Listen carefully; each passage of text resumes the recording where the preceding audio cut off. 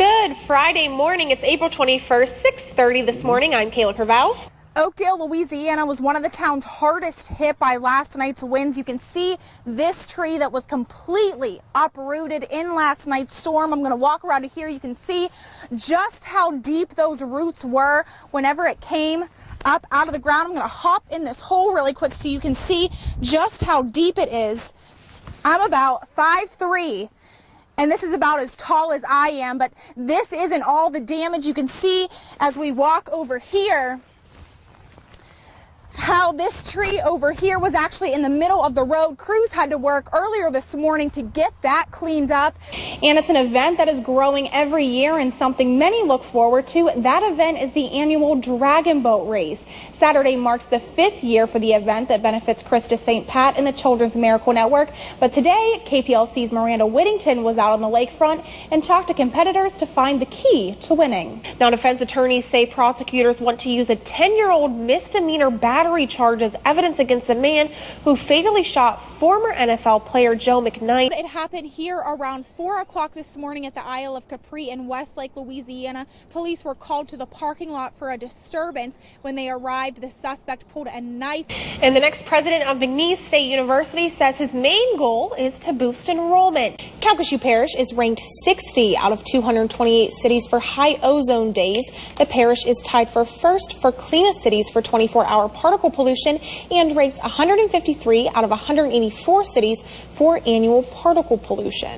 Now to the latest twist on the legal drama involving a former high-ranking Lake Charles police officer. The Third Circuit Court of Appeal reverses last April's court decision reinstating a former deputy chief of the Lake Charles Police Department. KPLC's Candy Rodriguez has reaction from both sides. The man is facing charges this morning after allegations he financially exploited a local judge. There's a lot of people here trying to figure out what happened yesterday. We don't have the names of the people who died in the explosion. Mike, looks like an exciting day for LSU fans. Kayla Courvell met one man who was working on getting his life back after using heroin. Meet Bobby Borsaw. I was raised by addicts. A recovering heroin addict who learned the tricks of the trade from the two people closest to him. But I did use with both of my parents. I grew up kind of thinking it was normal, I guess. Because, watching them go through it probably should have made me want to quit, but it didn't.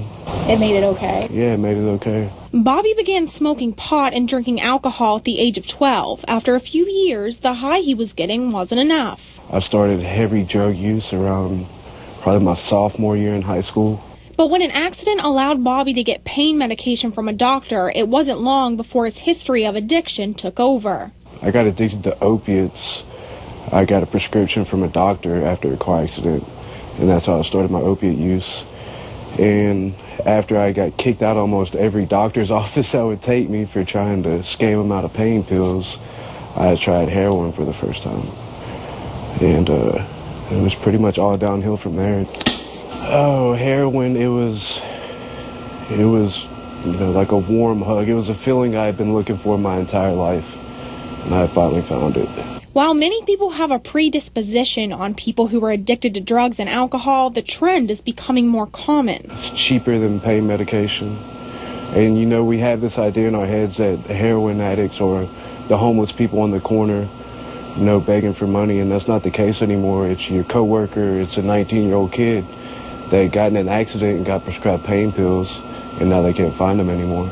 As pain centers across Louisiana continue to close, Miller believes more and more people will turn to the deadly drug.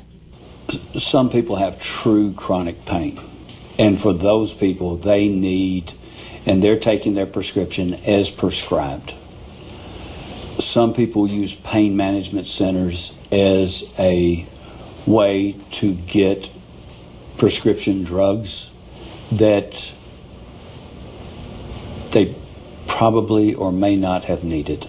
A year ago, New Beginnings Addiction Center had 0 heroin addicts at the facility. Now, 25% of patients who are in treatment in Lake Charles are there due to heroin. A lot of it is they're justifying in their minds that the substance out today is not as dangerous and it's cheap. It is dirt cheap. It's $5 a bag. until users hit rock bottom. I was homeless. I had been living in my car. The family I did have left didn't want to have anything to do with me anymore. And then the sheriff's office towed my car, and I had absolutely nowhere to go, so I began to realize, well, maybe I do have a problem. Maybe it's time to get some help. Miller says the use of heroin will continue to rise. It's already taken thousands of lives in the United States, and Southwest Louisiana is following suit. People are ODing. You know, people are dying every day, and it's an epidemic across the country. Louisiana, Southwest Louisiana hasn't seen it near what other areas have seen, but it's coming. According to the CDC, heroin use among young adults more than doubled in the last 10 years. Nearly half of users were also addicted to prescription pain pills. With only 5% of heroin addicts staying sober, the odds are against Bobby, but he's determined to beat them. In my life, I wouldn't change the way I feel now for anything. At your service, Kayla Courvell, KPLC 7 News.